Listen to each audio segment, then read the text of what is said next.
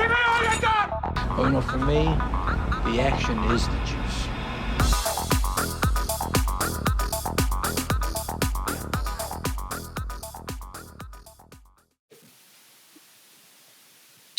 Good morning, everybody. Welcome to another episode of Gonna See My Friends, the podcast where BB Gun Mania knows no loyalty. Here with the great Steven Garcia.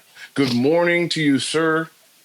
How are you doing? I'm doing great. Good. Fantastic. Good. As my I don't know what you call it. Word. Anyways, yeah, I'm doing great. Good. I'm happy. It's Christmas time. It is. Remember last year we did Die Hard. Die Hard, that's right. Why did I was thinking in my head Hardwood. No, Die Hardwood Hard. works. Yeah, whatever. You can interchangeable. Good. That's great. Well, again, thanks everybody for joining us. This is our 50th episode of Gonna See My Friends. Steven Garcia is our fearless leader. My name is Toby Ballinger, and this week for our 50th episode to kick off the Christmas season, we are going to discuss A Christmas Story from 1983. Was not received well when it came out in the theater in right before Thanksgiving in 1983. It bombed, actually. And by Christmas time, a couple weeks before Christmas, it was already out of the theaters. And so people were calling MGM and saying, "Where's that Christmas movie? It's Christmas time." And they said, "Oh, well, nobody... Oh, sorry." And so they put it back in the theater. Wow. And at that point, it started. By this point, it's after New Year's, and January, February is kind of known as like the least viewed. February, they always say, is if you were releasing a movie in February, that they don't expect much from it because nobody goes to the movies in February, or that's what the old adage was, especially back in the 80s. Yeah.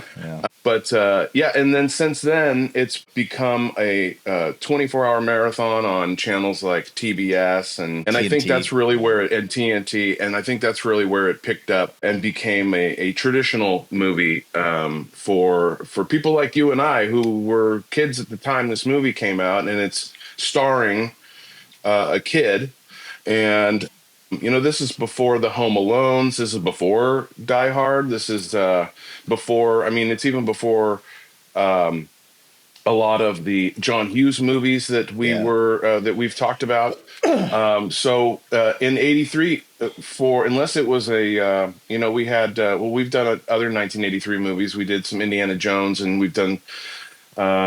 Those would be, more the swashbuckling type. But to have a kid as the star of the movie, I think people didn't know what to do with it when it first came out. Do you remember, Steven, when the first time you saw this movie was? Yeah, I think it had to be at school. It was one of those movies that teachers would play around the Christmas vacation. Like a couple days before Christmas vacation, or the last day of school before Christmas vacation. I remember it was, I had seen it. I probably had seen it a handful of times in school because it was just the go-to movie. And I think that's how I found it because, in the early 80s, I wasn't really aware of movies, the big, I only knew the big popular movies. So it would always just be like Indiana Jones or Empire Strikes Back or those big. But I just probably saw this at school. I mean, you've seen this in school, right? You've seen this. Did your teacher ever bust this out? I don't remember ever seeing it in school. No, that's why that's really interesting to me. That it makes sense. Yeah. You have rainy day. It's a couple days before Christmas break. There's really nothing, and we called it Christmas break at the time. You had the 2 weeks off and then came back after the new year. And the teachers are everything's kind of done for the semester. There's really, it's a run out the clock situation for everybody, right? You're just on the ropes, the rope-a-dope. The teachers they're just trying to get through it. There could be some hangovers involved with some of the teachers that are just, hell, Chewbacca. That makes a lot of sense that you would see it. This grammar school you're talking about, right? Yeah. Okay. Elementary school. I think maybe up until even middle school, I want to say, because I went to, as you know, I went to school, elementary school in Sacramento. Right. Came back to Healdsburg in junior high. And I think I may have even seen it in junior high. Okay. but it was just a staple, especially for this. Now there's a lot. It's very polarizing. I feel like because I asked my sister last night. I asked her. I'm like, so we're doing Christmas Story tomorrow. She's like, I just never really got that movie. I never really liked it. And I'm like, I get it. I get it too because I think. I mean, even for me, I think it peters out at the end a little bit. But I mean, it's still a classic movie. And it's one of those movies that, for me at least, you put it on and you know exactly where it's at. No matter what point of the movie you come in on, you know, oh, okay, this is when this happened. Okay, right. I have this and this. So yeah, I mean it's a staple, but this is from, I don't know, I don't want to jump too far ahead, but it's like this but this was the director Bob Clark. Mm-hmm. And he's just trying to make a living, in the 60s and 70s. And he busts out Porky's. Right. And Porky's 1 and Porky's 2 the next day. Mm-hmm. And they're like, you know what? Make a Christmas movie, man. Completely different.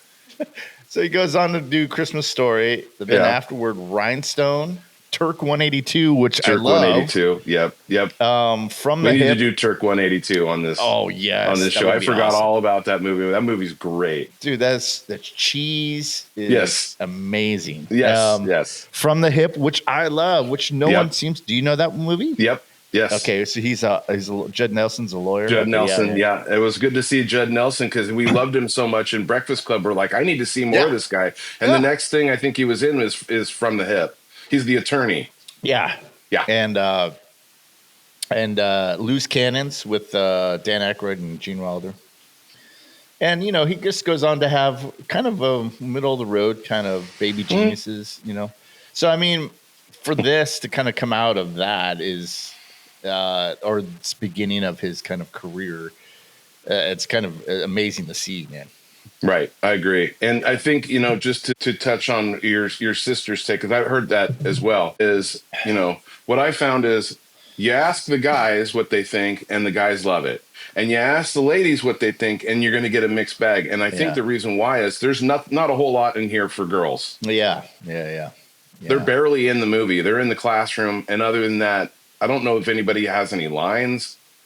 Well, I can see why that would be. I mean, what's in it for me kind of thing, a BB gun. Why do I care? I mean, the Christmas part and the family stuff is funny. And there's a lot of things that everybody can kind of relate to, I guess. Well, not every, you know what I mean? Most people can kind of relate to this, even though it's supposed to be set in 1940. There's still a lot of things that hold up to this day. There's just mannerisms and quirkiness about everybody's family that you're going to be like, yeah, got that. We do that. Dad definitely did that.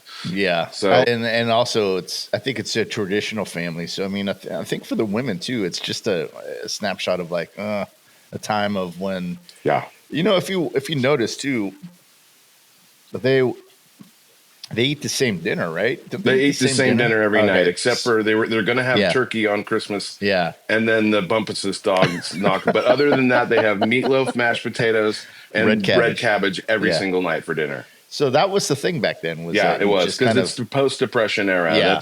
That would have been a really cheap, fill me up, stick to your guts kind of dinner. That's exactly right.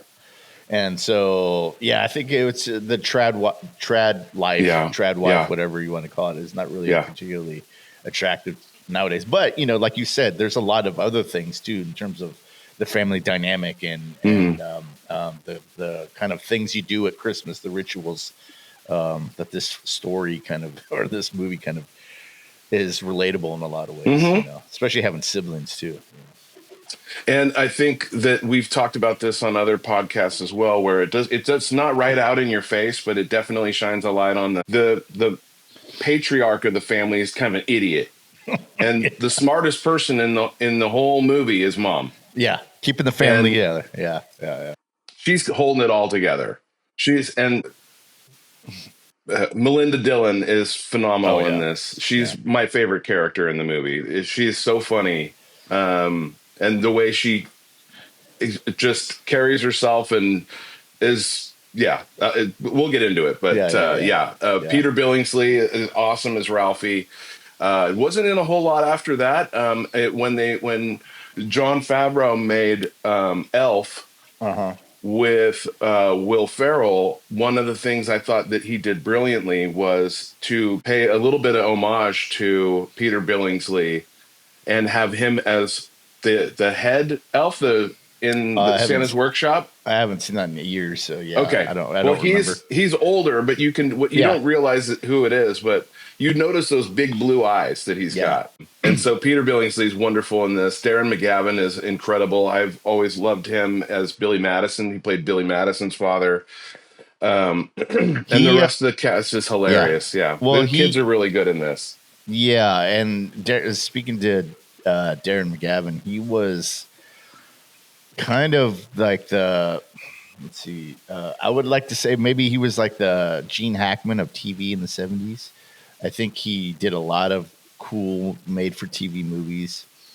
He's in one called The Night Stalker, which is not about the LA one, but it's about a vampire on the loose in Las Vegas. And I remember it's one of these B-movie kind of TV type movies and he was also in The Natural. He's uncredited role in The Natural. Oh, which I mean, everything is just he does is pretty good and it's pretty watchable. I mean, as the old man Parker. Yep. And So this is the rated PG. It's safe. You know, you talked last week about how you like one of the reasons that you like that Mystery Alaska holds a dear place in your heart is because of it's a safe place, right? Right. This for me is definitely I can watch this if I like in the middle of summer, if I'm just got a longing for like a Christmas time, because sometimes I love Christmas. It's it is like Ralphie says, it's the big show. It's the number one. Yeah. This is the pinnacle of the year. Like this is the big one. It's beat your birthday. It just wins. And for those who celebrate as a kid, Christmas, especially. Yeah. As a kid, oh yeah. I mean, it's basically made for this year. I just love this time of year around here. I think about my grandparents a lot and how much they meant to me, and just with nothing but with fond memories. And remember the first Christmas present, the big one that you got. Like Ralphie said, this is the best Christmas present that I've ever received or would ever receive. And it's big, man. That's big. And you look back on that, and I just think of that. What was my big? Because a gift means it's materialistic and stuff, but it was the 80s, man. Yeah. So it was 100% materialistic. Is there something that you think of from your childhood that was you're say 10 years old, like Ralphie? This is right in that prime Christmas time where you're starting to go, Santa, I see an awful lot of them around. How come there's 15 of them in the square here? Yeah. And you're kind of realizing maybe this guy, something more going on here. What is there? Anything from that era in your life that you can think of? What's your Daisy Red Ryder carbine action 200 shot air rifle with a compass and a stock and a thing that tells time? I think when I was probably too young to appreciate it at the time, but I loved it nonetheless. But I just didn't. Which was this? I think it was when I was around. I want to say when I was around maybe 5 or 6, and I got a bike, San Francisco 49er bike. And nice. It was this red, they had all the colors, red, gold, and white. And they had the tassels at the end of the handlebars. Amazing. And I remember them giving it to me, and I was like, but it was way big. I couldn't ride it yet. So what my mom and I would do is she would go on our walk, and she would put me in the bar that comes attaches the head to the seat. Had 2 bars, so I would sit on those 2 bars, and then she would just around the neighborhood. And that to me, I had that bike forever, and then I thought that was the best thing ever, just because it was a 49er bike. But what was yours? This was one of my questions I was going to ask you too. Was like, what was one of yours? I would like interested to hear that. Boy, there were a couple. The one that springs to the front of my mind was actually something that our grandparents would do for Troy and I. We would get one big combined gift for the 2 of us, and we got along fine. We would share things like that. I mean, we got an Atari one year that was stepping into a whole new world. But the one that was a big GI Joe, because we were huge into GI Joe, right? It was the biggest thing. And when the GI Joe, was it like the space shuttle? I want to say it was like a GI Joe like space shuttle came out. It was massive. And the box was like half the size of the tree, and it was behind the tree for about 2 weeks. And we were just looking at it going, what could possibly be in there? Yeah. And it was just one of those big things that any kids rarely get. It's like a Lego Death Star. You're just like, wow, they make a Death Star. I wouldn't actually buy it because that's ridiculous, but wow, that's really cool. Yeah. And this thing was massive. It took up half the room.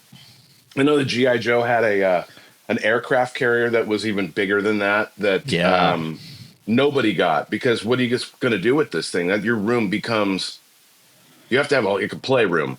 To store things like this. Yeah. And lucky for us, we did have a playroom. So Troy and I got the big G.I. Joe. I think there was so the Atari was big, came with Pac-Man. It was over from that point on. That's all we did. The G.I. Joe aircraft space shuttle went somewhere after that. Yeah. I don't remember.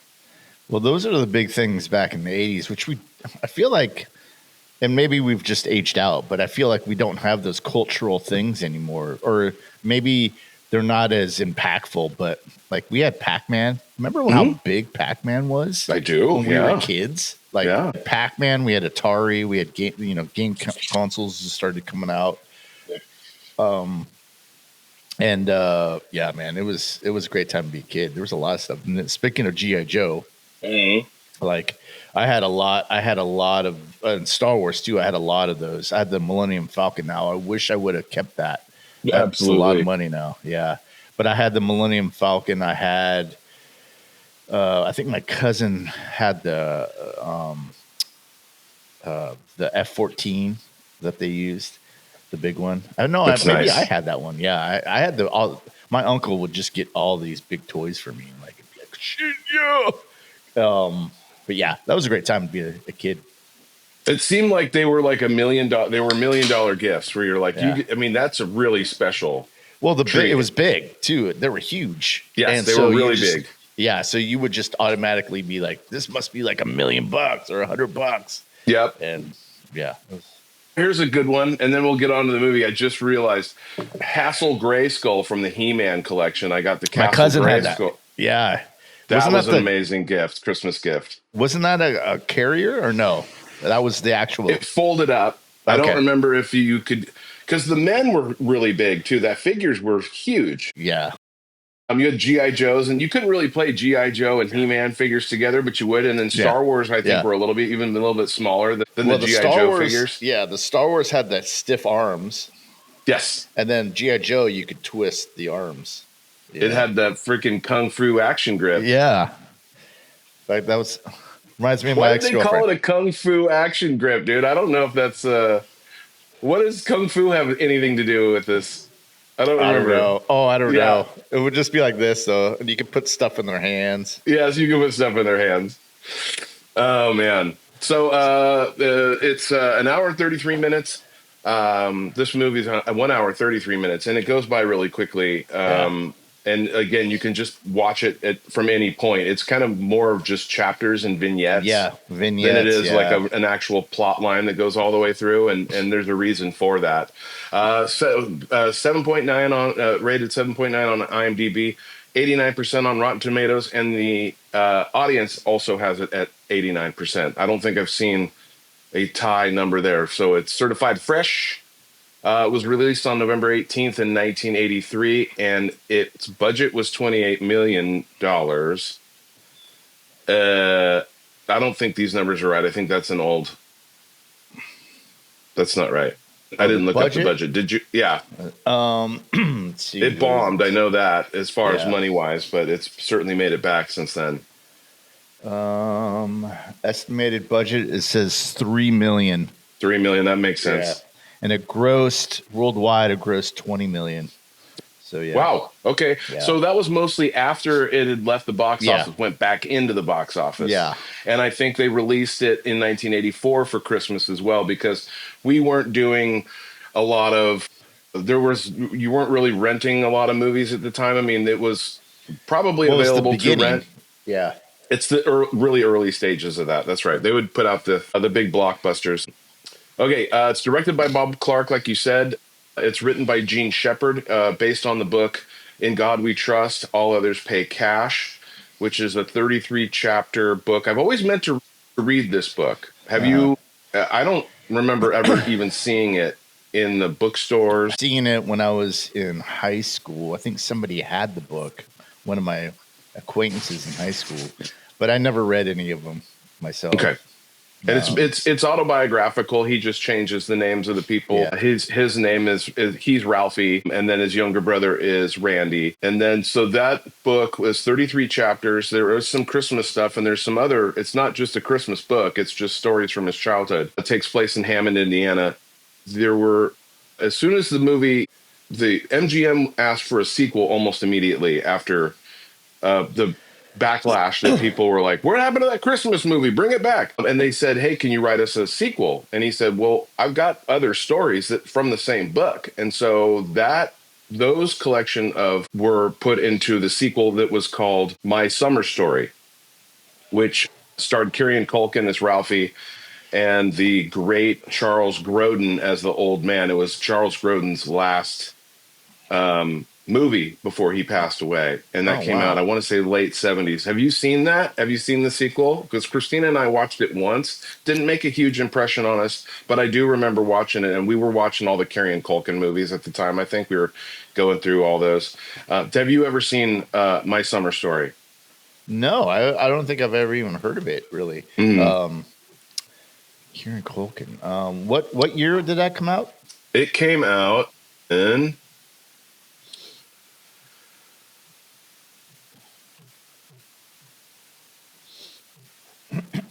It was directed by Bob Clark. Written by Gene Shepard. My Summer Story was... 94. 94, yeah. So it's 5.6, rated 5.6 on IMDb. It wasn't... I don't think anybody even realized that it was the sequel to A Christmas Story. And I don't know that we need a sequel to The Christmas Story, honestly. Yeah, I think it was that time again. Like we go back, we've talked about it numerous times, but I think it was just that beginning of the, Indiana Jones, Star Wars thing, where like, oh, we have a hit, let's make 10 more. You have to make it right. Yeah, and so, yeah, I mean, that makes sense. Yeah, you're right. I mean, I agree. I don't. It's a nice one contained story, with some vignettes in it, but yeah, we didn't really need anything else. You don't need a whole lot more. And there are a lot of deleted scenes from this movie. You can kind of see some places where Ralphie looks like he's going to daydream. And his daydreams are great because he's always the hero, or then he's been struck blind. I just kind of love those because we all, as kids, rings so true. I know for me, at least, you can just sit there and kind of go away into a magical place in your mind. And so there's a couple of times where he looks away like he's going to daydream, and then there's no daydream scene. I think they left a lot of that on the cutting room floor. And that's fine. I don't know that I need to see... this is one I watch every single year, eventually, whether it's early in the Christmas season or it's on Christmas. Of course, if you turn the TV on Christmas Day, it will be on multiple channels. I think there's a smart Samsung channel that is like the Hallmark channel. And then there's one that will just play A Christmas Story, like for the whole month of December, where at any time you can just, So it's ridiculous. It's ridiculous. But this is just kind of shows how much that people have really grown fond of this movie over the last, 42 years. Yeah, something like that. Yeah. Yeah. Well, yeah. So the storyline is, it's based on the humorous writings of author Gene Shepard. This beloved holiday movie follows the wintry exploits of youngster Ralphie Parker, Peter Billingsley, who spends most of his time dodging a bully, Zach Ward, and dreaming of his ideal Christmas gift, a Red Ryder air rifle. Frequently at odds with his cranky dad, Darren McGavin, but comforted by his doting mother, Melinda Dillon, Ralphie struggles to make it to Christmas Day with his glasses and his hopes intact. So it's set in Hammond, Indiana. They 26. filmed the exterior of Ralphie's neighborhood in Cleveland, Ohio, and that house. I think it's kind of common knowledge now, but the house that it was the exterior shots were filmed at is a museum slash. And they've bought the Bumpus's house next door, so you can actually. People have paid in years past to stay in the Christmas Story house on Christmas.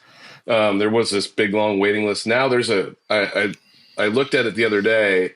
There is a 24-hour live camera shot from across the street. Oh, really? There's a museum across the street now. It's a Christmas Story museum, and in that house, which was not there in the movie, you see the house across the street when the old man goes out to admire his lamp from across the street. Yeah. So you see what is that? Yeah. So that's his neighbor Swede. He calls him Swede. Not now, Swede. Can't you see? That's Bob Clark. That's the director, that's Bob him? Clark. Oh, okay. That's the neighbor. Dang hell, you say you want it?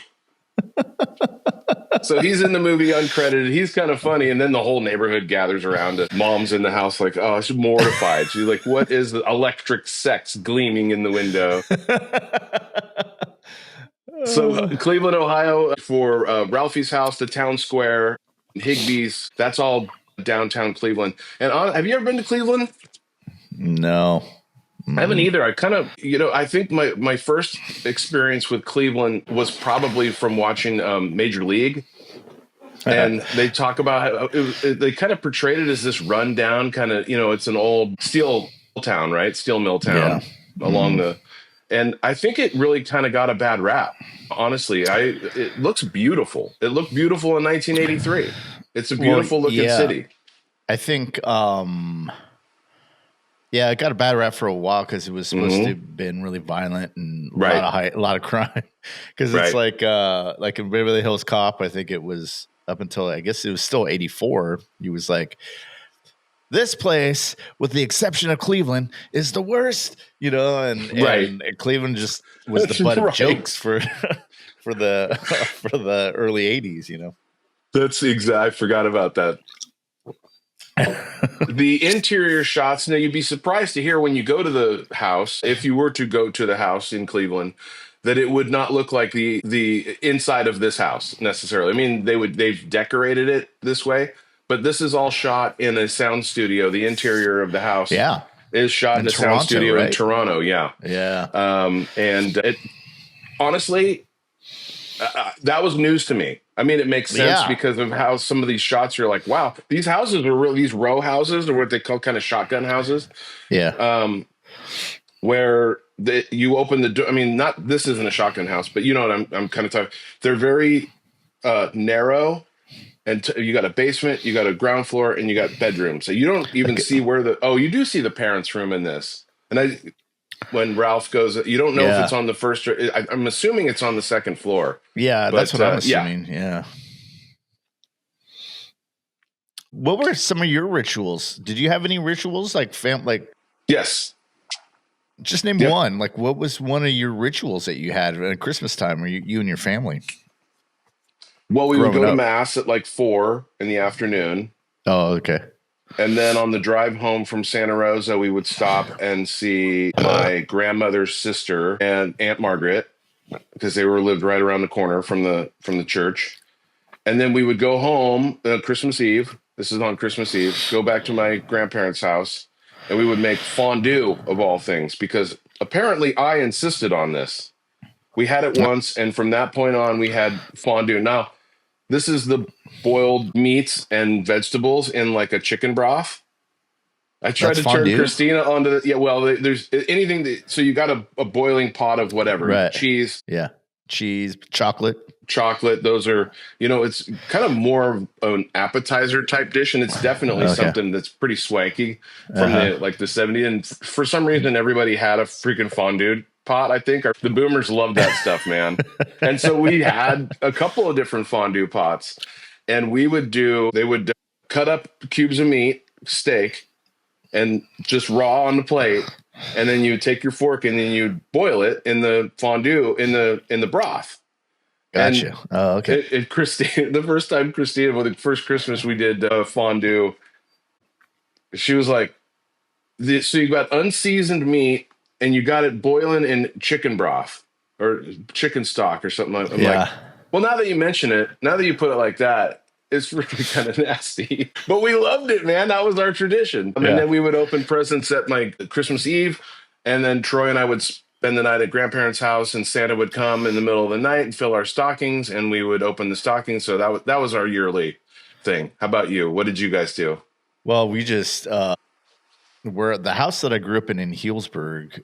We would always have the family over for there. Now, as the family grew, the house was really small. It was built in 1970, and it was really low-income housing. So it was really small. It had 4 bedrooms, 2 bath, 1.5 baths. So you had a lot of people in the small house, but it was so like, my grandmother was cooking, so just the kitchen was so small, it'd warm up the whole house. Oh, yeah. And we would just hang out Christmas Eve. We were opening our presents on Christmas Eve. The people that came over, they would have their own Christmas Day stuff. So they would bring a present or two, or whoever they brought presents for. Yeah, we would just open them up around like 8:30. And then after that, some people would go to midnight mass. And then Christmas Day for me was kind of like, that was the day we just chilled. We didn't really do anything. And then Christmas Eve was the night, dude. We'd party that night, and that was fun. That's basically all we ever did. But I would put on like I would put on a movie. So one year it was Die Hard. I remember watching, what else? I remember watching La Familia, one of the last ones, which is Coppola produced. It's like The Godfather, but from Mexican families. Okay. And then, Lethal Weapon. I remember putting that one on. So it was that's basically, they just hung out as a family. I love it. Yeah, it's good. I think that's, both of us had the Christmas Eve tradition. I think I went to midnight mass once, I want to say. And I'm not sure what the significance of the midnight. I don't remember what the significance of the midnight mass was. I would then, as I would get a little bit older, became an altar boy, and I never did a midnight mass service as an altar boy. It was always, that's the big show, on Christmas Day. For an altar boy, you're on, baby. That's the big celebration, because you've been, for the last 4 weeks, you've been celebrating Advent right? And so it's 4 weeks of that with the candles, and then they come to Christmas, and so it's you're working quite a bit.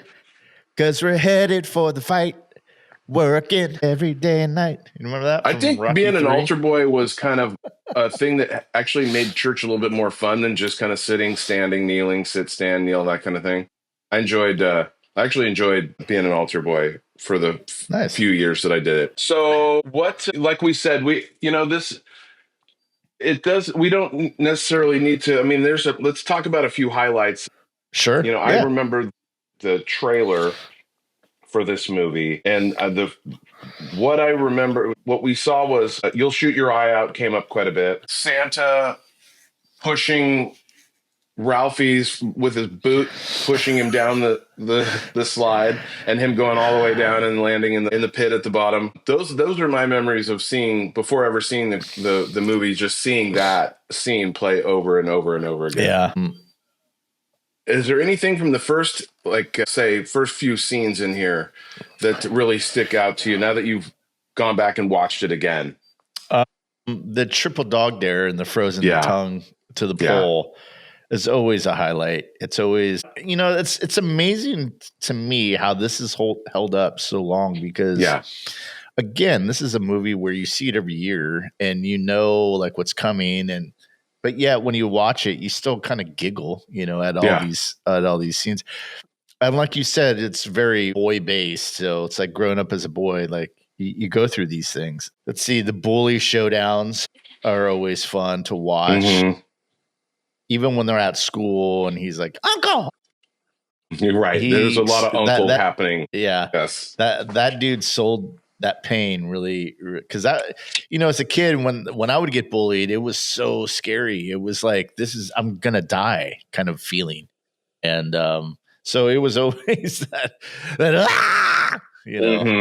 kind of feeling. So I think they, you look back now and like, I should have just, decked him, whatever. But, at the time you're a kid, you don't know. I don't want to get suspended. That's like the ultimate punishment. Right. And they're just, bullies are just working on a different level. They're not thinking about anything, So anyways, that always kind of gets me giggling. Those are the two things, the bullies and then the frozen tongue always get me. And then, Ralphie's kind of the way he's trying to bribe or not bribe. He's trying to manipulate people into kind of this idea that he wants this BB gun and how he's just trying to plant the seed into everybody of like, I'm going to get this guy a BB gun. And whenever he does, it's like, hey, you'll shoot your eye out, kid. And he's just like, so but that one and the Fragile, those are the ones at the beginning anyways, that kind of get me going. So yeah, that's what the narration for me is always, I mean, there's some just genuinely hilarious narration going on that's being voiced by Gene Shepard, who is actually he was a radio guy too. Yeah. I don't think I knew that. Oh yeah. He was like a radio show host who would do kind of these readings of skits and his own. I think he read his own stuff on there too as well. It was kind of like the what's that guy? I can't remember. Garrison Keller. He was okay. Have you ever heard of him? Yeah, I've heard the name. I can't say what. Yeah, he was. He just told stories. He was a radio guy too. He would just tell these stories, and he was a stage guy. I think he had a lot of one man. I wouldn't consider him plays, but he was just this orator. I think that would just kind of tell stories. And but this was back in the 80s, I think 80s that he would do that. But it was the same thing. I think back in the the 70s and early 80s, especially. I think they had these people that would just were on these radio stations that would just have an hour for them, and they would just tell stories. Like the guy from I can't remember, but there was a Bay Area guy who did it too as well, and he would write these books. And I'll get back to you on that. Okay, thanks. That was, but yeah. So the laugh out loud for me this time around was when the old man comes back in and in the morning from his car, the Oldsmobile's frozen over. And he's like, it'll freeze over in the middle of summer at the equator. And then he hears the furnace start breaking down. This kind of stuff that like he's fighting this furnace through the whole movie, right? These old coal fire furnaces he's like, who closed the damper? Again, you hear him downstairs. They would build these coal fire furnaces would build up these what's called clinkers, and you got to clean them out or else you're suffocating the furnace. And so when he opens the door and he goes downstairs and the door closes behind him and you hear him take 2 steps, and then the sound that it makes of him falling down the stairs. It just kills me every time. And he's like, who put these skates? There's roller skates on the stairs. We don't see them, but he's like, who put those skates on the stairs? I don't know why that's so funny to me. Just the sound, slapstick will get me. You don't even get to see it. You just hear it. And that Dolby sound that whoever did the Dolby on this is so good because it's just such a great sound down there. And he's down there and he's cussing and swearing, but he's not really cussing and swearing. That was all. They said, just go down there and just make up some words. And so Darren McGavin did go and make up some words. Later they on, wanted when to Ralphie... they wanted to keep the PG. So that's why he crafted that dialogue so he can keep it PG. That was amazing. And when Ralphie has his tantrum, and he's talking in tongues, I think they refer to it. That was all scripted. Everything that he wrote down. So all that resin. I mean, I think we got that with some Hanna-Barbera cartoons. I want to say there was like that Muttley character who would just resin. Yeah. Let's see. Oh, Schwartz coming up. We meet his neighbor Schwartz. Schwartz and Flick are his 2 best friends. Yeah. Ralphie's 2 best friends. Schwartz's introduction in this movie is so good because he comes bounding down the stairs. Listen, smart ass. I talked to my old man. He says it'll freeze right up. Dude, this kid is so good. This role. What does your old man know anyway? He doesn't know. What does your old man know about anything? This is such a typical 9-year-old conversation that they're having. Yeah. Oh God, it's great too because it really highlights the dynamic of their friendship too. So it's like, okay, this guy's a smart ass. This guy is like they're both kind of smart asses. Yes, they are. Which one does he call when the mom calls and goes, "Your son," and she's like, "What?" Yeah, that's Schwartz. Was that Schwartz? Yes, that was Schwartz. Yeah, 2 doors down, right? Before we get too far into this, we need to take a moment to pay. We got to pay some bills around here. Oh, that's right, Steven. And so we got to. What's Hezekiah saying? Some sponsors. We do need to hear from some of our sponsors. And a lot of people go, oh, God, this is the part in the podcast where there's going to be this 4-minute long break of just nonstop commercials. Merry Christmas to you guys, because as my Christmas gift to you, we're going to do the live reads, but I'm going to go ahead and click that 30-second button for you so we can get through this really quickly. So this is that time of year known to ride 15% off. Pet smells it. We've all been. Promo code Baxter for therapy is it. The new mattress and stamp stuff. So your time is important. With free shipping on 529973 for more. If you're confident on Tuesday, click on today. That's subscription. All right, we're back. Thanks to all our sponsors. Appreciate it. Good Did I hear I didn't hear a 1877 Cars for Kids in that. Oh, damn. 800.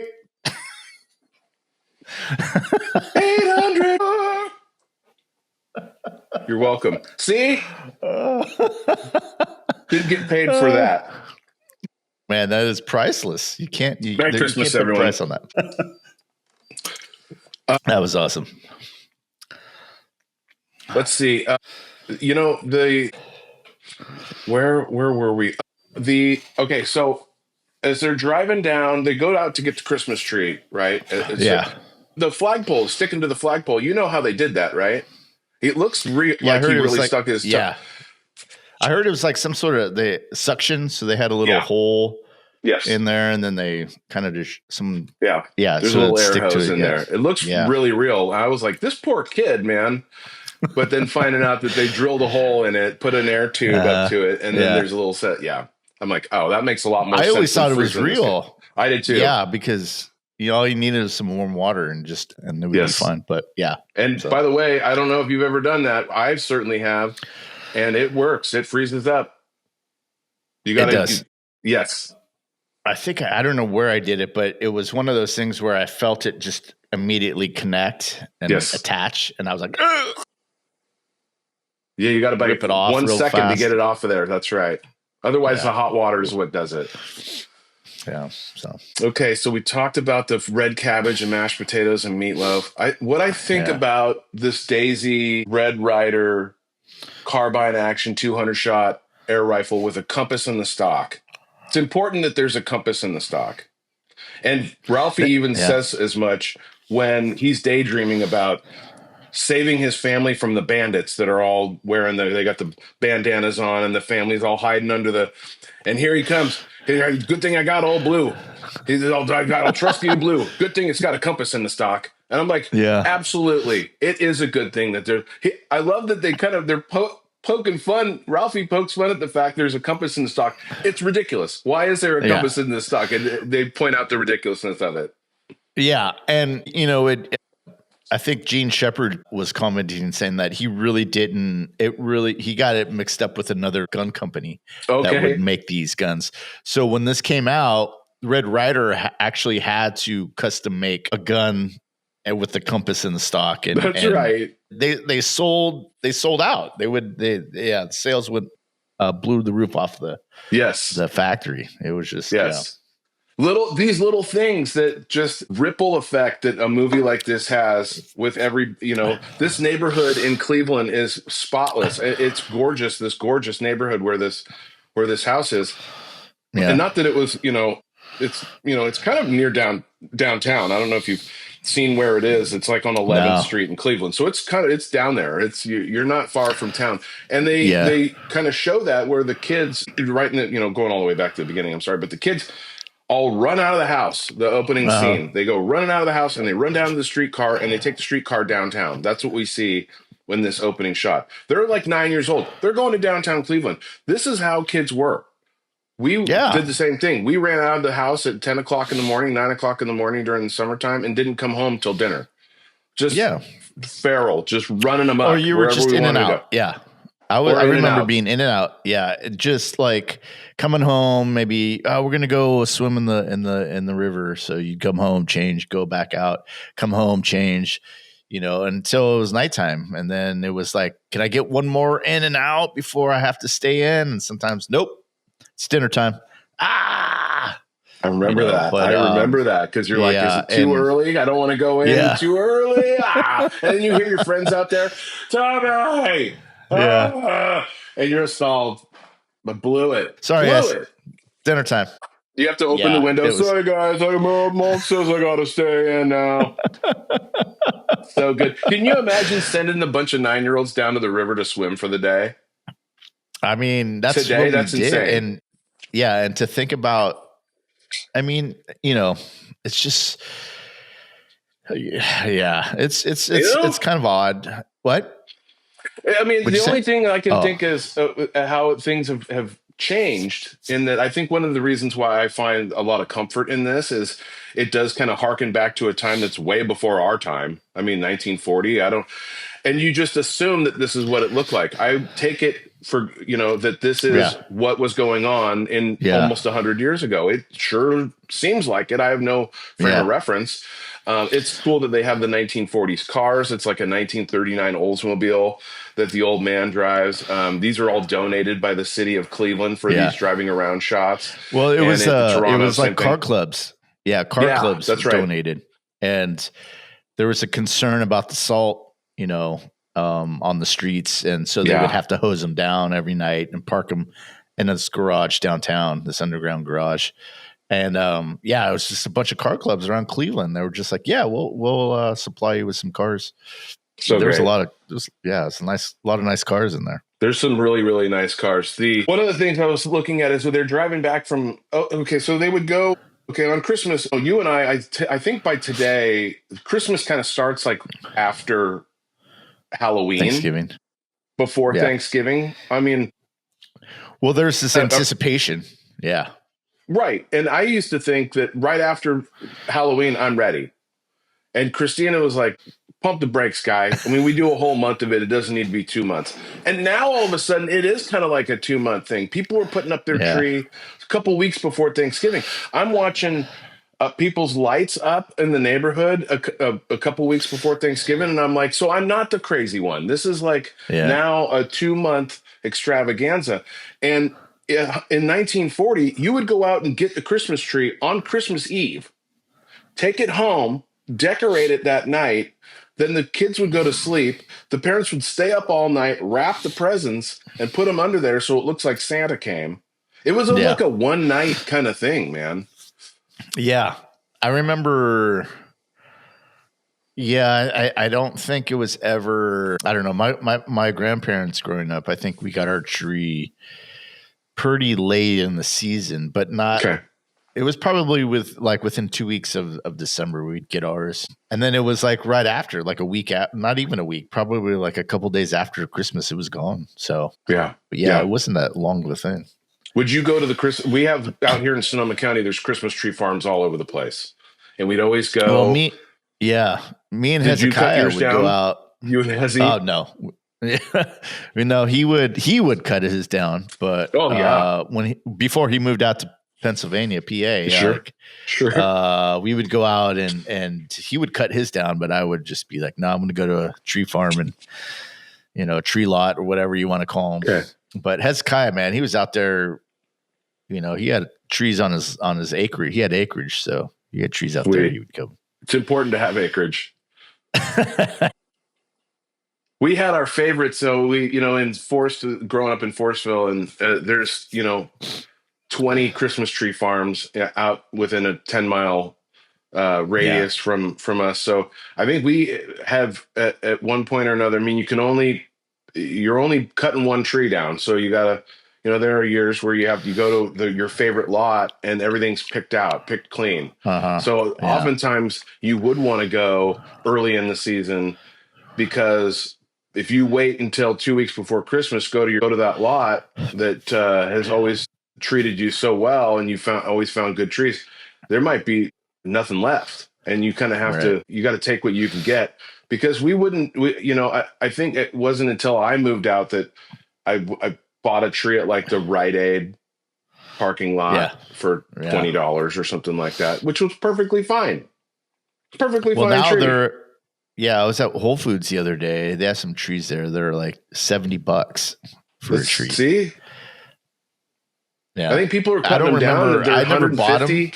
Yeah. I don't know. I don't remember how much they were back in the day, but $20 sounds like a good, like, I believe that. I think what they did was there was a height. Oh, yeah. You would walk it up to tier. You'd cut it down, or you'd take your stick, and it would have the stick would tell you however high it was, that was the price. So like 3 different prices. Yeah. We have a artificial tree with the lights built in. Now, which is I didn't think I would really care for, but we've had a couple different ones. The one we've had now has treated us pretty well over the last few years. We didn't put a tree up the last 2 Christmases because we had kittens, and we're like, ain't no way these kittens are going to leave this thing alone in the middle of the night. So this is the first year with the young ones. We've got two 2.5-year-old kittens, and they don't really give a shit. It's nice. I'm like, what are we worried about? They just kind of look at it and go, okay. Yeah. Yeah. Are they orange tabbies? Because orange tabbies will attack the crap out of that. So Carlos is the big orange tabby. He's 15 now, and he's neither here nor there. He will walk around and sniff it, but he doesn't care. He's too old. I'm too old for that shit. Did they ever do this? Did you ever do that? You ever see cats do that? They'll be like, oh yes. Oh, they keep their mouth open. Yeah. Yes. That's a good one. They're like in middle of licking the groinal area. Yeah, that's a fun one. You're like, close your mouth. Please close your mouth. When they're doing this, and then something happens, they go, yeah. Right. You're all, what could possibly be in here? A ghost? Yeah. What are you looking at? What are you looking at? Yeah. So they're driving back from getting the Christmas tree, which is I can see you're a man who knows his trees. The Christmas lot sales guy is great. I'm going to throw it. I'll take $2 off it because I can tell you're a man who knows his trees. He's like, I'll throw in the rope and tie it to your roof for you. Now you got a deal. The old man could haggle, and they're all bundled up. They're in the car and they're driving home and they're singing Christmas carols, and the kids nobody's buckled jingle up. Bells, jingle all the way. Nobody's wearing a seatbelt. I don't think there were seatbelts in the 1940 Oldsmobile, but they're totally bundled up. And I'm like, these folks it's cold. I mean, first of all, it's supposed to be Hammond, Indiana. Either way, Cleveland, Hammond, Indiana. Yeah. It's cold in December, but the reason why they're so cold in the car is because heaters weren't a standard thing in the old cars. There was an additional, you had to add it on when you bought the car. And there's no way the old man spent the extra money on a heater for his that's a 39 Oldsmobile. That's an extra $5 a month. Yeah. Yeah. There's no way he splurged and bought a heater for that. We'll just wear more layers. Yeah. So that's the blowout. Mm-hmm. And Ralphie goes out to help his dad, and this is where the classic things that we still say to this day 40 years later, only I didn't say fudge. Right. Only I didn't say fudge. I said the word, the F dash word. Do you know what your son just said? Yeah. Yeah. So before he goes out to change it, this happens all the time in this car. He's all 4 minutes, time me. And this is an inside thing between he and his wife, and she's like, right. yeah. He gets back in, and he's like 8 minutes. Well, it would have probably only taken him 4, but Ralphie hit the hubcap, all the lug nuts went up in the air, and now he's got to look for these on the side of the road, on the bridge. I think they're on an actual bridge. That scene was filmed in Toronto. Yeah. But that's fudge only. I didn't say fudge. That's something that's still said to this day. You've mentioned fragile. You'll shoot your eye out. I mean, the catchphrases that came from this, it makes me want to read the book, honestly, Stephen. I should at some point read it, because I bet it's just probably just this real nostalgic. These are things, none of this stuff is particularly interesting or far-fetched at all. They're pretty kind of just a day in the life kind of stuff. But I think that's what makes it so connecting, where there isn't anything spectacular happening. Right. And for some reason, it's just watchable. I agree. Especially those are the type of people I think that you can, or type of movies. I think they make it interesting, because I think, for me, one of my favorite movies is A River Runs Through It, which is by Norman MacLean. And so that kind of, he has the same style. That book is really just these vignettes of him growing up in post-World War I America. So, for the movie, all they did was take these vignettes and kind of string them together, which is, I mean, that movie is just so amazing. We got to do it on the pod here, but and this kind of reminds me of that kind of thing, where it's just this writer, Gene Shepherd, who just kind of wrote about his childhood and made it interesting, and just and there's in the narration, there's like these gems of like, I wish I would have wrote them down, but it's more of like, my father unleashed a string of swear words that to this day is hovering over him. Yeah. Right. It's just those little kind of nuggets like that kind of highlight the narration and adds to the story. And it's great. It's funny. And there's a bunch of those in there, There really is. He is hysterical. The line to see Santa Claus stretched all the way to Terre Haute. Things like that, and he even, I think that, and this is probably not from the book, it would have been a whole hell of a lot cooler if I had actually read the book, but we can talk about that at another time. The idea that this is all a bunch of vignettes being strung together as a movie, I think that Gene Shepherd wrote this next line in this movie, in the screenplay, to kind of shine a light on that, where he says, in the jungles of kiddom, the mind switches gears rapidly. Say that again. Because it's a new scene starting. In the jungles of kiddom, the mind switches gears rapidly. Yeah. He's just left from being bullied by Scut Farkas and Grover Dill, and he runs home, opens the mailbox, he's looking for his little orphan Annie decoder pin. Just like that. We're just on to something else. Yeah, right. So good. Exactly.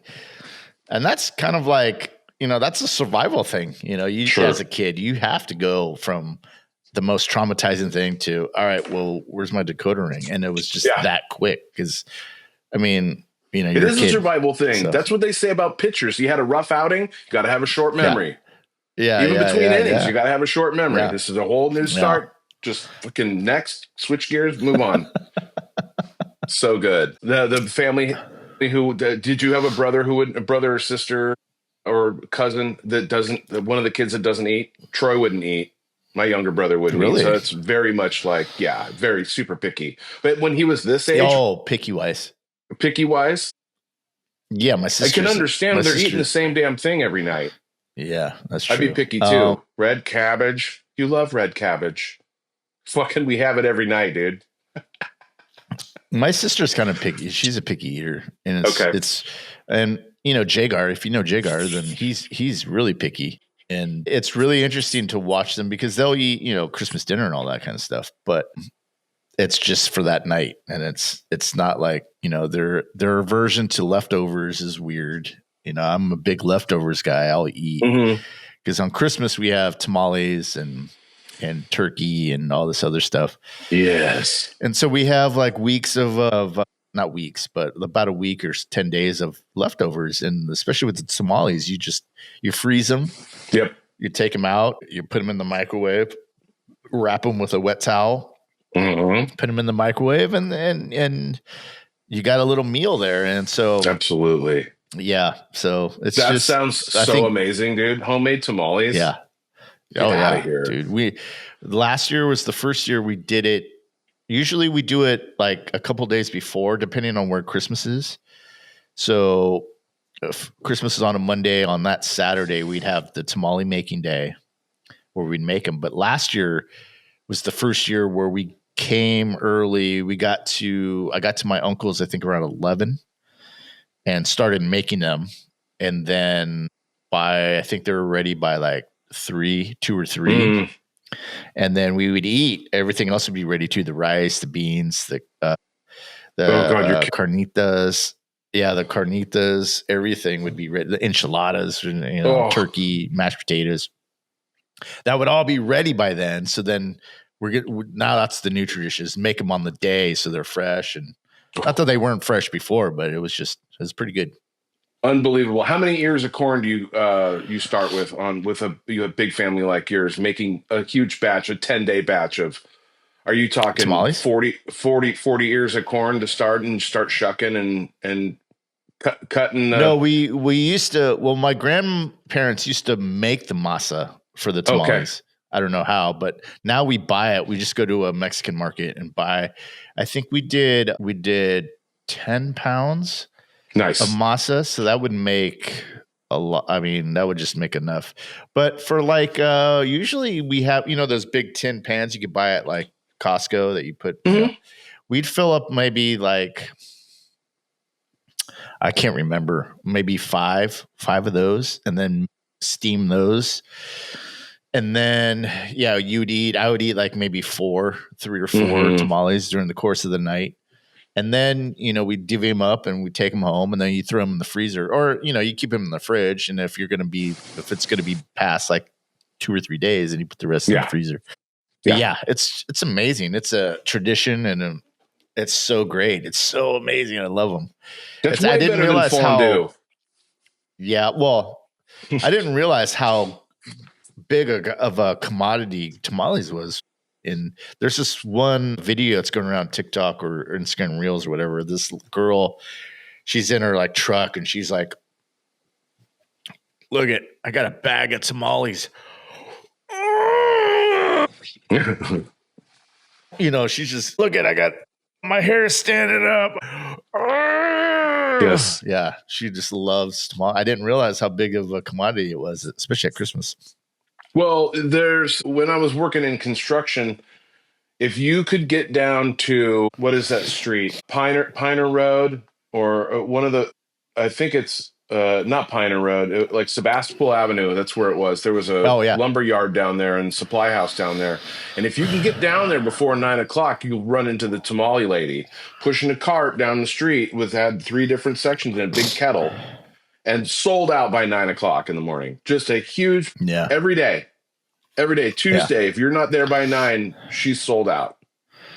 Just and then goes to the store, gets stuff to make tamales, makes tamales all that night, comes out there at like 7 o'clock in the morning and just wheeling a kettle down. They're maybe the greatest thing I've ever eaten in my life. Just incredible. They're great. You take them, you put them in your lunchbox, and then you warm them up. Some guys like to start the engine of the car and like put them wrap them up in foil and then put them on the block, and then that warms them up, or just eat them. You eat one in the truck on the way back to the job site, and then you've got 2 more for lunch that day. I don't know that it gets any better than that. And just an incredible, tamales are, oh my God, it's a simple thing, and it's inexpensive. It's a great way to go, especially if you're going to feed a lot of people. We talked about the meatloaf, mashed potatoes, and red cabbage. This is probably a 50-cent meal every night. Yeah. They're at the end of the Great Depression in 1940. This is a really cheap, working class, blue collar meal that he's eating. He goes off to work. We don't know exactly where he goes off to work, but he goes to, I don't know, a counting house. I don't know where he goes, but it's, he's not making a lot of money. This isn't a wealthy family. They're getting by. And this is what you got to do. The kids do get a lot of presents. They do. I think the family saves up. Mom and dad save up a lot of money for Christmas time. He ends up, spoiler alert, he ends up getting that Daisy Red Ryder carbine action 200 shot air rifle with the compass in the stock and the thing that tells time. And that would have been a really nice gift. I have a little segment here prepared. Good. I wanted to hit this before we reach the end here, but I wanted to give you, these are rapid fire. Go ahead. Just give me the first thought. Just only get 5. Hot cocoa or hot buttered rum? Hot buttered rum. No. Colored lights or white lights? Depends on if it's for interior or exterior. Give me a Colored reason. lights on the exterior and white lights on the interior for me. Okay. That's good. Good question. Okay. Grinch or Scrooge? Which one do you relate to more? Good Grinch. Okay. A little anti-social. I don't care Scrooge for either of them, but if antisocial. I had to pick, that would be Scrooge. Scrooge is a rich guy who needs to have the ghosts come and tell him to be kind to his employees. Yeah. I don't vibe with that guy. And the Grinch is just upset. And it's unclear why. It's like Oscar the Grouch. What's he grouchy about? He's just a grouch. He's just a grouch. Right. Okay. And we talked about this a little bit. Christmas Eve or Christmas morning? As a kid, it was Christmas Eve, and now it's Christmas morning. Okay, cool. And the last one is Die Hard, a Christmas movie. Of course it Yes. Of course and it is. A little B is Lethal Weapon, a Christmas movie. Yes, it is. Nice. I forgot. agree with you you mentioned that you wholeheartedly. put on the Lethal Weapon, and I almost said it. I'm like, I forgot. It does take place around, and Lethal Weapon 2 takes place around Christmas as well. Oh, really? I haven't seen that remember one. when he's remodeling the house In a long time, yeah. He's building an addition, and we talked about during My Cousin Vinny episode. We talked about Lethal Weapon 2, and the reason why Lethal Weapon 2 isn't a good movie, but because of Joe Pesci's character Leo Getz, it steals the show. It's really the only watchable scene. Okay. But yeah, they both take place around Christmas. Both Lethal Weapon 1 and 2. All right, cool, man. Yeah. Sweet. Those are my rapid fire. That's nice. I like that. Those are good questions. I would ask you the same questions. Do you have answers for those? Lethal. I know your answer to Lethal. I am going, Die since Hard. I don't drink. Oh yeah, since I don't drink all that much, I would just prefer hot cocoa. But hot cocoa keeps me up. The caffeine or sugar, whatever it is a lot of sugar. Yeah, I like the multicolored lights. Like again with you outside, white lights more probably inside. Mm-hmm. A Grinch or Scrooge. Scrooge only because he has money. And Christmas Eve or Christmas morning. Christmas Eve for me, for the same reasons as you. Just a lot. We just did a lot more Christmas Eve.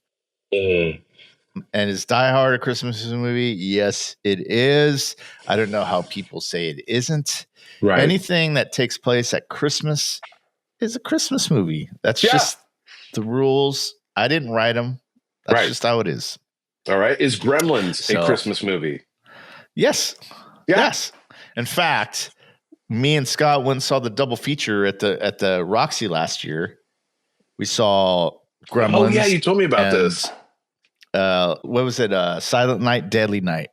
Yes. And we just went on Thursday. Just a little caveat here. We just went on Thursday for the 40th anniversary of Teen Wolf and Once Bitten. Scott fell asleep during the whole thing. Not the whole thing, but he fell asleep. But it was. He's the I've never youngest seen one out of the three of us. Yeah, and those were my movies growing up. Those were. I mean, I wanted to do Teen Wolf in this. Mm-hmm. We should. Those are just silly movies that are fun, and I never thought I'd see Teen Wolf on the big screen. Right. I think what they did though is they took the 35 millimeter print is basically just the DVD blown up because there was some stuff on the top and bottom that I'm used to seeing in the movie that were cut off. So I'm like, oh, they must have just blown it up, but it had film grain. So other than that, It was good. There was in Once Bitten. There's a lot of out of focus scenes that were just kind of soft on the focus, and so you knew that they kind of just blew it up. Okay, but yeah, other than that, it was great. I never thought I'd see those movies on the big screen. that's funny. Once Bitten's not one that gets talked about a whole lot. Yeah, but Teen Wolf is one that definitely needs to be looked at a little more carefully. That movie is insane. It's so silly, and it's so like, Michael J. Fox didn't want to do it until he talked to Michael Landon, and Michael Landon, I guess, did a movie called "I Was a Teenage Werewolf," and he convinced him, just do it. It's fun, and so he did it. Actually, made it before Back to the Future. Yeah, and Back to the Future came out, and they're like, "Oh, we got to get this out." So it was in the can. They as they say, that he had already filmed that, and they're like, "Now this guy's an A-lister. He's a superstar." Yeah, he did our freaking werewolf movie. Yeah, dude, it's that's what's your Klay Thompson? Well, just a couple. Are we there yet, or are we doing a couple more things? Okay. We do need to talk about it now. I'll get in big trouble if I don't talk about it. I think everybody knows this too. When they go to meet Santa, he says the line stretched all the way to Terre Haute. The guy who says, "Young man," the line ends here. It begins back there. That is Gene Shepard. That's Gene Shepard. That's the writer narrator. He uses a different voice, so you can't tell that it's the same guy narrating. Okay, so everybody knows that. I like the line in here, the narration we talked about. Most of us were scoffers, but moments before 0 hour, it did not pay to take chances. I mean, just little stuff like how the grandeur and the picture that he's painting about how important this stuff is, which really this stuff really only matters to Ralphie. And he's got this built up so big in his mind. The lines like that, just these one-liners, the whole book's got to be just absolutely filled with this stuff. I really need to read this book, because if it's anything like the narration, it's got to be just a laugh riot, man. This stuff is genuinely hysterical. Well, it's like those, have you read Josh Brolin's biography? No, I haven't. I think From Under the Truck or something like that. He writes in the same way. It's this kind of poetic, like, prose that's really descriptive, and I feel like it fits in with kind of like Gene Shepard and Norman MacLean. It's like this way of writing that's really descriptive, and it really pulls you in to the story. And Gene Shepard is one of those. Yeah, it's great. I gotta read this. Okay. The Christmas morning, the old man gets a can of Simonize, and he's like, a can of Simonize. Simonize, that it's like a car wax, dude. It's like turtle wax and it's still around. You can still buy it. They don't come in these like cans, but it's basically just a polish for his Oldsmobile. He's an Oldsmobile guy. He loves his car, right? But he loves it and hates it at the same time. So Ralphie's aunt Clara makes him the bunny costume, the pink bunny costume. They make him put it on, and my aunt thought that not only was I perpetually 4 years old, but also a girl. Right.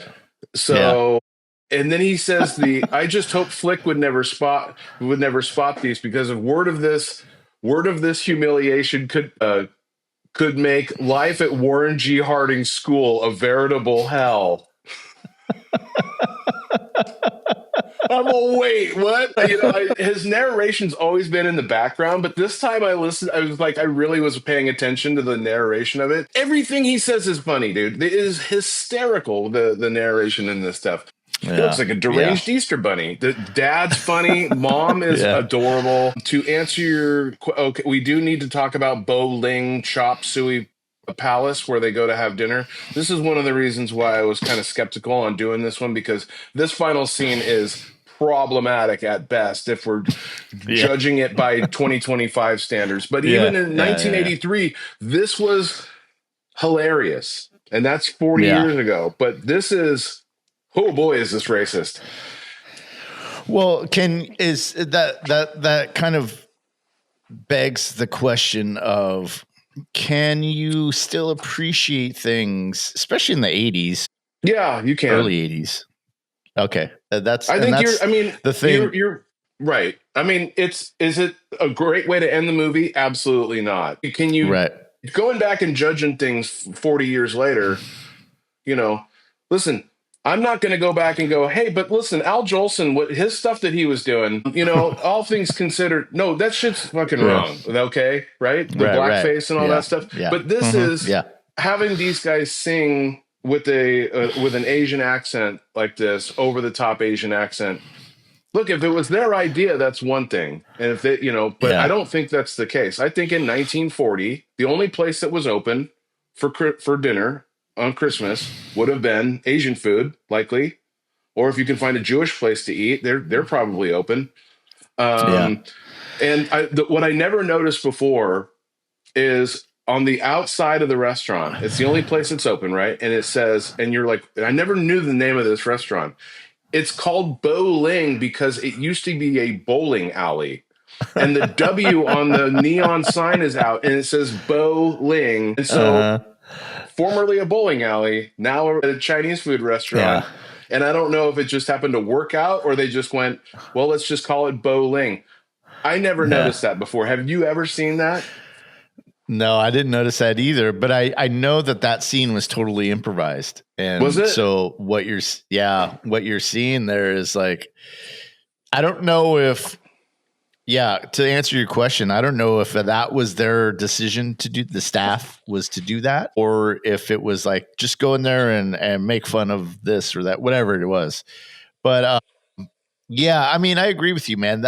That's when I kind of check out, I guess. It doesn't really stick the landing for me in terms of this movie. And then that movie's just over. Then they're asleep in bed. It's kind of that's right. Just it. It is nice to see them, mom and dad sitting by the window looking out at the tree that's falling down in the tree. That's a really nice moment for the two of them. You can tell they do really love each other. There's not a lot of of affection between a whole lot of people, but you can tell dad really loves his kids. They are genuinely a very happy family together. Yeah.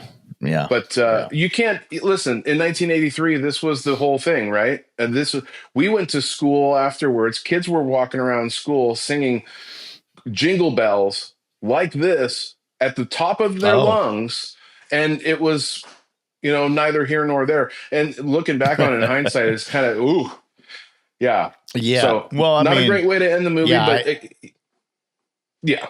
that's why I've had a couple people go, yeah, that movie's great except for the very end, and I'm like, I know. I mean, and listen, I'm not excusing it by any stretch of the imagination either, but maybe I'm overthinking it.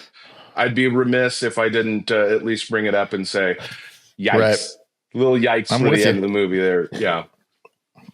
My Klay Thompson is mom. She absolutely carries this movie. Nice. This movie would not have been a success. The little things that she says under her breath, the dad's sitting there and he's starting to grumble and she says little pictures. And Christina and I, when we first what is she saying there? So I think that's probably when we first turned the subtitles on, is when we watched this movie 15 years ago. What is she saying? So the phrase is little pictures have big ears. And what it talks about is the kids in the room are hearing what you're saying. They're listening to everything the adults are saying. It's an old timey phrase. Little pitchers have big ears. So the handle on a pitcher is considered the ear. So that's what that is. But everything else in between there is, she's just a phenomenal. Dylan is, she's been in other things too, but I think this is her greatest role. Melinda Dillon. Yeah, I absolutely love her. I love the frizzy hair. I love all of it. Yeah, she was in Close Encounters too. That was the other movie that I haven't. After so many years, I still haven't seen that whole. I've seen parts of that movie. I've never seen the whole thing. Sat down. Oh my god! Anyways, we got to do that. Yeah. Okay, who's your Klay Thompson? Who's your number 11 here? I'm not gonna lie, Scott Fargus. Wow. Yeah, I think when he comes on, it just turns it up a notch a little bit. Yes, the movie or the scene. We didn't have a neighborhood bully where I grew up. I think I was friends with the neighborhood bully, which he wasn't really a bully. He was just older than I was. But I think anytime he came on, especially when I was a kid, I was actually scared of this guy. But I mean, to me, he's fun, kind of fills that role of the neighborhood bully. And when he comes on, it's always just funny. And especially that fucking Russia mucka. that part where Ralphie beats him up. That's funny. So yeah, that's my Clay Thompson. That's very good.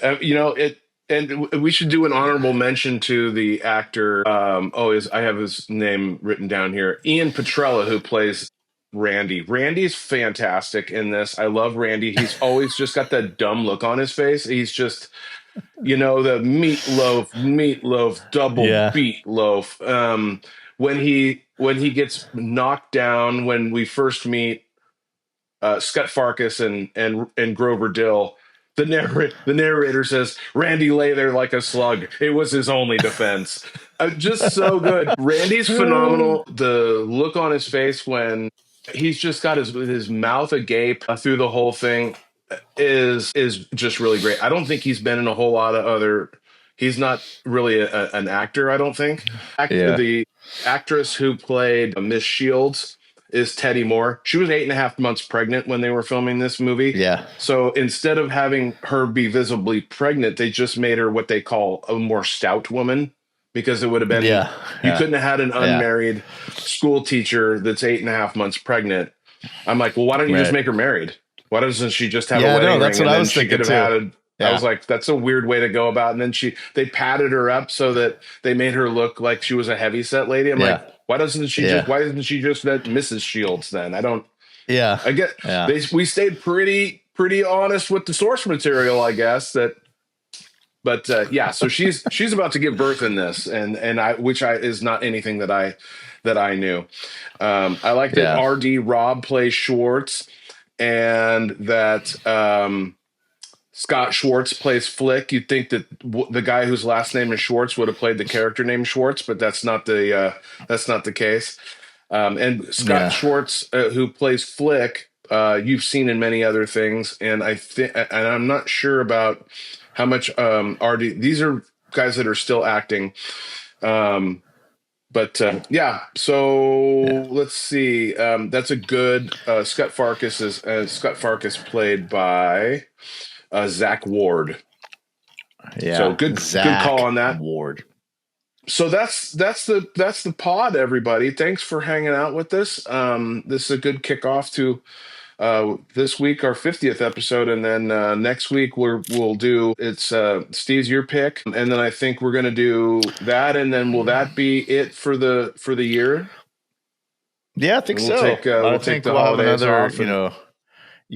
Just relax, enjoy the holidays, and come back after the new year at some point. February-ish. Sweet. Yeah. Yep. Cool. Me and Scott might do a one-off here and there because we were talking about doing Cloak and Dagger, which is, I don't know. Are you a big Cloak and Dagger fan? You could jump on. I love Cloak and Dabney Coleman's fantastic. Yes. Well, it traumatized Scott, so that's why we're doing it. But if you're around and you want to be on it, dude, come on in and we'll do it. Cool. We'll do it. But I'm down. We might just do a one-off here and there over the holidays, or not even probably in the new year, probably more January. But other than that, we'll be back in full swing. But we got a week left, so we'll do our goodbyes next week. Okay. Cool. Cool. So drop a comment. What's one of your holiday traditions? Is there anything in here that we missed that we should have talked about? Are we overthinking the whole bowling Chinese food scene with the Chinese turkey?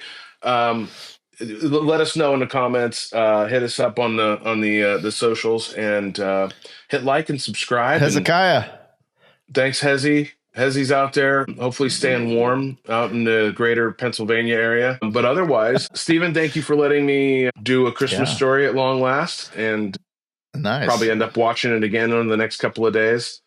And then, I've watched it quite a bit this week, and I'm like, okay, I think I might have got my fill for now. Yeah.